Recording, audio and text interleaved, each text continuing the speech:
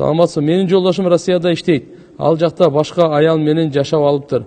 Ал аял магияларга барып, кара дуа жасатып жүрөт деп тааныштардан уктум. Мен жолдошум менен ажырашкым келбейт. Кара дуаны бул жактан Курандын сүрөлөрү менен жойсо болот.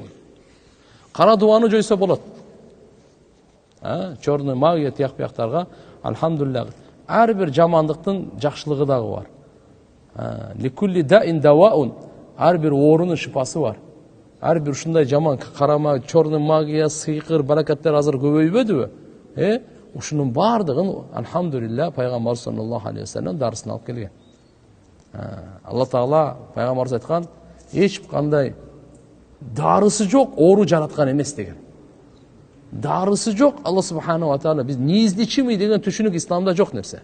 Адамдын акылы ошого жетпейт, ана неизлечимый деп коет. Андай эмес. Бардык оору, ракы болобу, ковиди болобу. Ла илаха иллаллах. Бардыгынын алхамдулилlah өзүнүн дарысы бар. Адамдын эле акылы керек да. Ал акылга тообасыз акыл ачылбайт. Ошончо адам билбей калат. Болсо Ибн Синада чөптөр сүйлөтүп койшуган го чөптөр. Мен мына ооруга, мен мына ооруга, мен мына ооруга деп. Алладан да.